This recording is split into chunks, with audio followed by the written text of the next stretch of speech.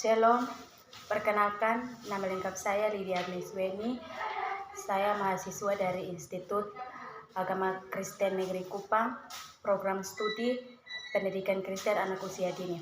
Baik, di sini saya ingin menjelaskan materi tentang teori perkembangan sosial. Ada 4 teori perkembangan sosial. Yang pertama, teori perkembangan sosial oleh Sigmund Freud. Sigmund Freud mengemukakan bahwa kehidupan jiwa memiliki tingkat kesadaran, yakni sadar, prasadar, dan tak sadar. Topografi atau peta kesadaran ini dipakai seperti berpikir dan berfantasi sampai dengan tahun 1920-an. Teori tentang konflik kejiwaan hanya melibatkan ketiga unsur kesadaran itu.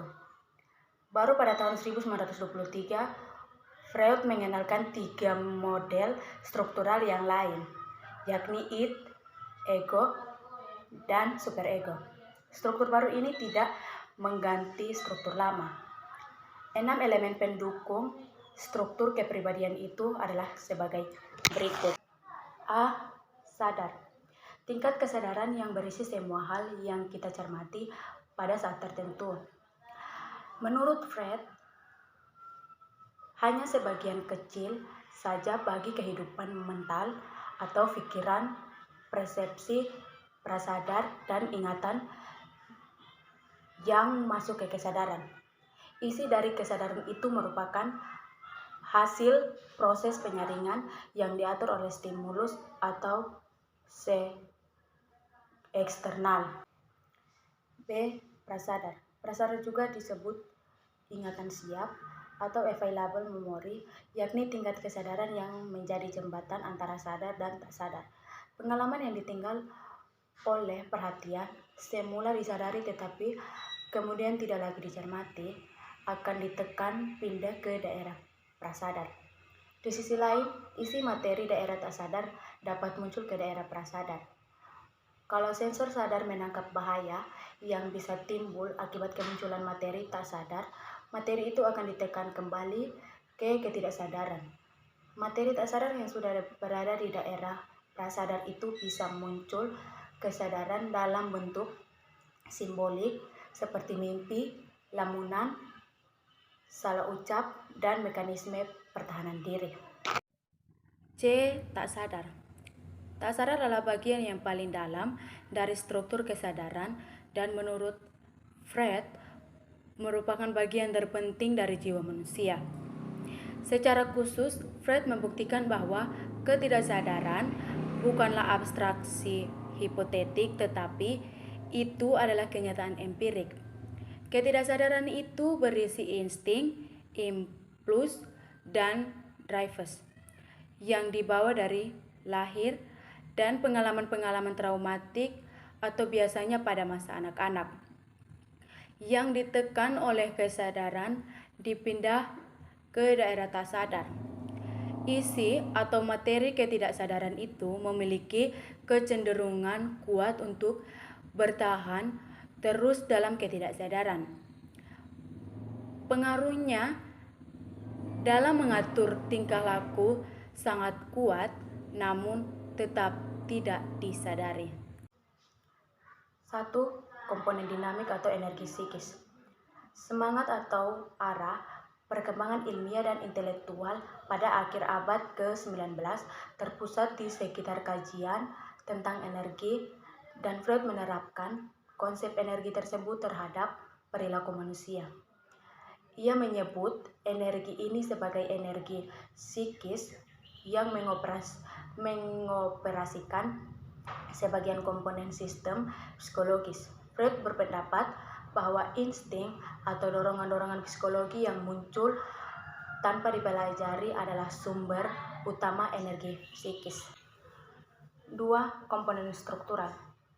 A. Id. Id adalah sistem kepribadian yang asli dibawa sejak lahir. Dari id ini kemudian akan muncul ego dan superego. Saat dilahirkan, id berisi semua aspek psikologik yang diturunkan seperti insting, impuls, dan drives. It berada dan beroperasi dalam daerah unandos, mewakili subjektivitas yang tidak pernah disadari sepanjang usia. It berhubungan erat dengan proses fisik untuk mendapatkan energi psikis yang digunakan untuk mengoperasikan sistem dari struktur kepribadian lainnya. B. Ego. Ego berkembang dari it agar orang mampu menangani realita, sehingga ego beroperasi mengikuti prinsip realita, usaha memperoleh kepuasan yang dituntut it dengan mencegah terjadinya tegangan baru atau menunda kenikmatan sampai ditemukan objek yang nyata dapat memuaskan kebutuhan. Prinsip realita itu dikerjakan melalui proses sekunder, yakni berpikir realistik, menyusun rencana, dan menguji apakah rencana itu menghasilkan objek yang dimaksud. Proses pengujian itu disebut uji realita, melaksanakan tindakan sesuai dengan rencana yang dipikirkan secara realistik. Dari cara kerjanya,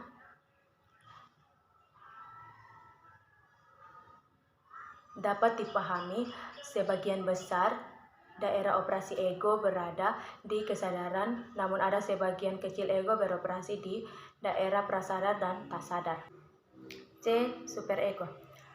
Superego adalah kekuatan moral dan etik dari kepribadian yang beroperasi memakai prinsip idealistik sebagai lawan dari prinsip kepuasan it dan prinsip realistik dead ego. Superego berkembang dari ego, dan seperti ego dia tidak mempunyai energi sendiri. Sama dengan ego, superego beroperasi di 3 daerah kesadaran. Namun berbeda dengan ego, dia tidak mempunyai kontak dengan dunia luar, sehingga kebutuhan kesempurnaan yang diperjuangkannya tidak realistik. Superego bersifat non-rasional dalam menuntut kesempurnaan, menghukum dengan keras kesalahan ego, baik yang telah dilakukan maupun baru dalam pikiran.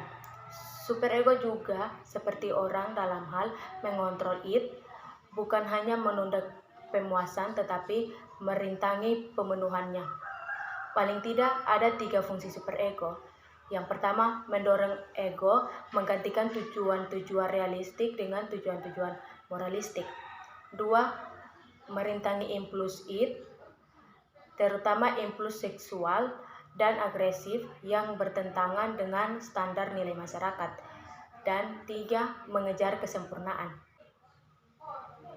3. Komponen sekuensial atau tahapan. Bagian 3 dan terakhir dari moral Freud adalah komponen tahapan atau komponen sekuensial. Bagian ini menekankan pola atau gerak maju organisme melalui tahapan-tahapan perkembangan yang berbeda dan semakin lama semakin adaptif. Menurut Freud, pintu pertama menuju kematangan adalah tahapan perkembangan genital, di mana terbentuk hubungan yang berarti berlangsung terus-menerus. 4. Implementasi teori Freud dalam praktik pendidikan. Berdasarkan konsep kunci dari teori kepribadian Freud, berikut ini akan dijelaskan beberapa teorinya yang dapat diimplementasikan dalam pendidikan, yaitu yang pertama, konsep kunci bahwa manusia adalah makhluk yang memiliki kebutuhan dan keinginan. A. Memahami individual siswa. Seorang guru dan pembimbing dapat memberikan bantuan yang efektif jika mereka dapat memahami dan mengerti persoalan, sifat, kebutuhan, minat, dan kemampuan siswa. Karena itu, bimbingan yang efektif menuntut secara mutlak pemahaman diri anak secara menyeluruh. Karena tujuan bimbingan dan pendidikan dapat dicapai jika programnya didasarkan atas pemahaman dari anak didiknya. B. Preventif dan pengembangan individual siswa. Preventif dan pengembangan merupakan dua sisi dari satu mata uang. Preventif berusaha mencegah kemerosotan perkembangan seseorang dan minimal dapat memelihara apa yang telah dicapai dalam perkembangannya melalui pemberian pengaruh-pengaruh yang positif, memberikan bantuan untuk mengembangkan sikap dan pola perilaku yang dapat membantu setiap individu untuk mengembangkan dirinya secara optimal. Kedua, konsep teori tentang kecemasan yang dimiliki seseorang dapat digunakan sebagai wahana pencapaian tujuan bimbingan oleh guru, yaitu membantu individu supaya mengerti diri dan lingkungannya, mampu memilih, memutuskan, dan merencanakan hidup secara bijaksana, mampu mengembangkan kemampuan dan kesanggupan, mencegahkan masalah yang dihadapi dalam kehidupannya, mampu mengelola aktivitas sehari-hari dengan baik dan bijaksana, mampu memahami dan bertindak sesuai dengan norma agama sosial dalam masyarakatnya. Ketiga, konsep teori psikoanalisis yang menekankan pengaruh masa lalu atau masa kecil terhadap perjalanan manusia. Dalam sistem pembinaan akhlak individual, Islam menganjurkan agar keluarga dapat melatih dan membiasakan anak-anaknya agar dapat tumbuh kembang sesuai dengan norma, agama, dan sosial. Bila sebuah keluarga mampu memberikan bimbingan yang baik, maka kelak anak itu diharapkan akan tumbuh menjadi makhluk yang baik. Yang keempat, teori Freud tentang tahapan perkembangan kepribadian individu dapat digunakan dalam proses bimbingan baik sebagai materi maupun pendekatan. Konsep ini memberikan arti bahwa materi, metode, dan pola bimbingan harus disesuaikan dengan tahapan perkembangan kepribadian individu karena pada setiap tahapan itu memiliki karakteristik dan sifat yang berbeda.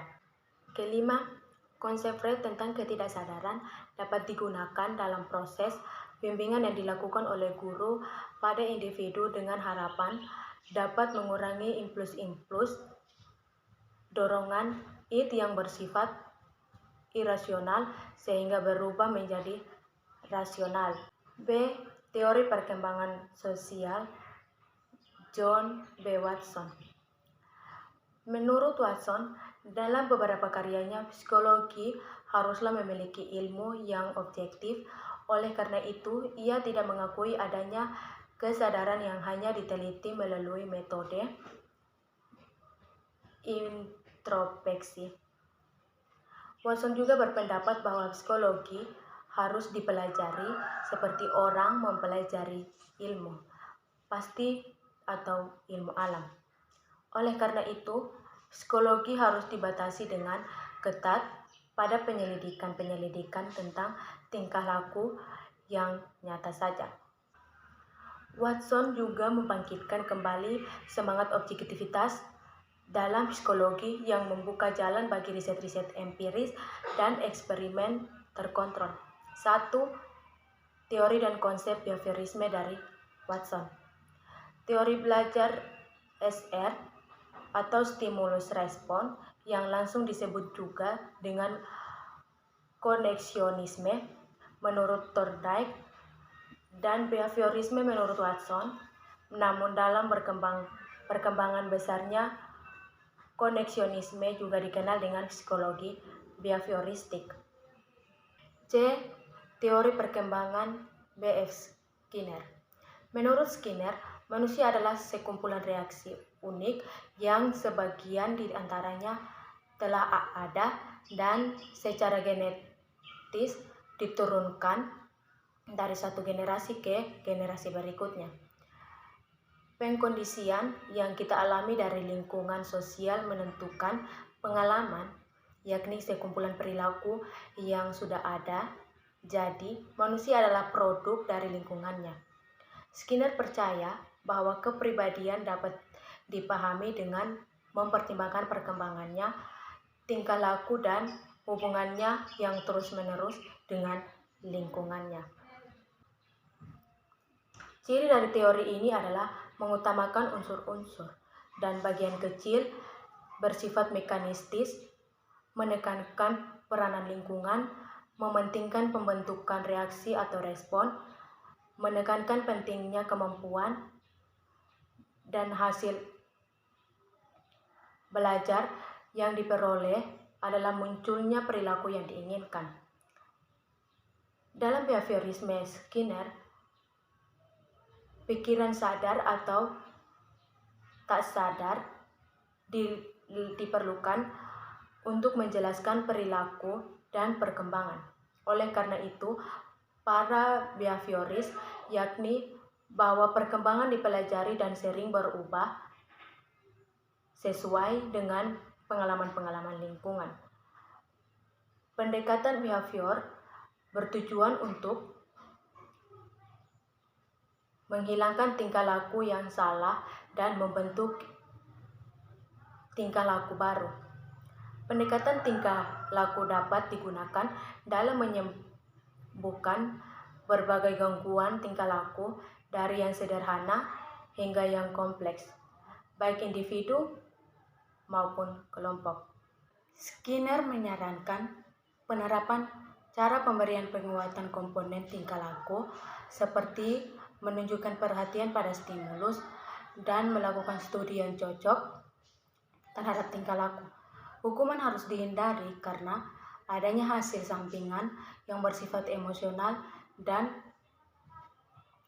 tidak menjamin timbulnya tingkah laku positif yang diinginkan. Kelemahan Skinner adalah A. Proses belajar dipandang dapat diamati, padahal belajar adalah proses kegiatan mental yang tidak dapat disaksikan dari luar. B. Proses belajar dipandang bersifat otomatis mekanisme, padahal setiap siswa memiliki kemampuan mengatur diri yang bersifat kognitif sehingga bisa menolak ataupun merespon. C. Proses belajar manusia dianalogikan dengan perilaku hewan yang sangat sulit diterima karena memiliki perbedaan baik secara fisik maupun psikis. D. Teori perkembangan sosial oleh Albert Bandura. Teori belajar sosial merupakan perluasan dari teori belajar perilaku yang tradisional atau behavioristik. Teori pembelajaran sosial ini dikembangkan oleh Albert Bandura pada tahun 1986 yang menerima sebagian besar dari prinsip-prinsip teori-teori belajar perilaku, tetapi lebih banyak menekankan pada kesan dan dari isyarat-isyarat pada perilaku dan pada proses mental internal. Teori belajar sosial menekankan bahwa lingkungan-lingkungan yang dihadapkan pada seseorang secara kebetulan kerap kali dipilih dan diubah oleh orang itu melalui perilakunya sendiri. Menurut Bandura, sebagaimana yang dikutip oleh Cardy S. 1997-14, bahwa sebagian besar manusia belajar melalui pengamatan secara selektif dan mengingat tingkah laku orang lain. Inti dari teori pembelajaran sosial adalah pemodelan atau modeling yang merupakan salah satu langkah paling penting dalam pembelajaran terpadu. Ada dua jenis pembelajaran melalui pengamatan. Yang pertama, pembelajaran melalui pengamatan dapat terjadi melalui kondisi yang dialami orang lain atau vicarious conditioning. Contohnya, seorang pelajar melihat temannya dipuji atau ditegur oleh gurunya karena perbuatannya. Maka ia kemudian meniru melakukan perbuatan lain yang tujuannya sama, ingin dipuji oleh gurunya. Kejadian ini merupakan contoh dari penguatan melalui pujian yang dialami orang lain atau vicarious reinforcement.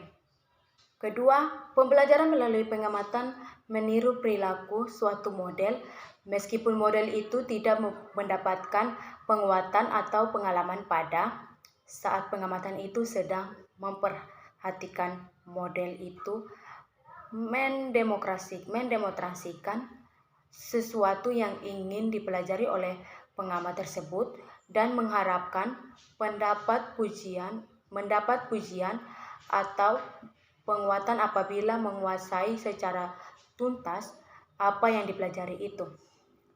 Model tidak harus diperagakan oleh seseorang secara langsung, tetapi kita dapat menggunakan seseorang pemeran atau visualisasi tiruan sebagai model. Hubungan yang aktif dapat mengubah aktiviti seseorang.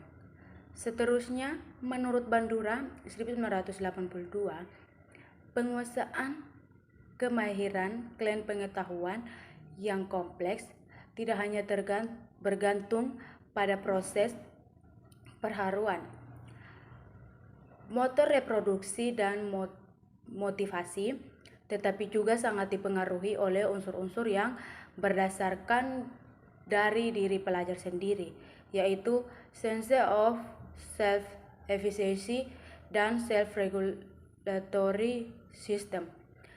Sense of self-efficacy adalah keyakinan pembelajaran bahwa ia dapat menguasai pengetahuan dan keterampilan sesuai seperti yang berlaku.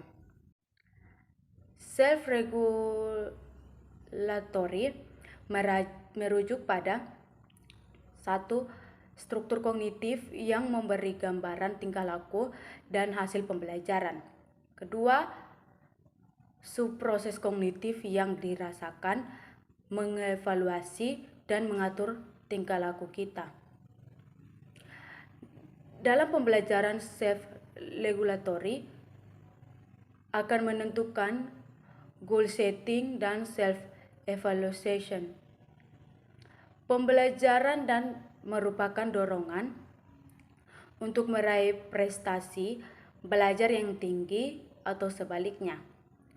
Menurut Bandura, untuk berjaya, pembelajar harus dapat memberikan model yang mempunyai pengaruh yang kuat terhadap pembelajar.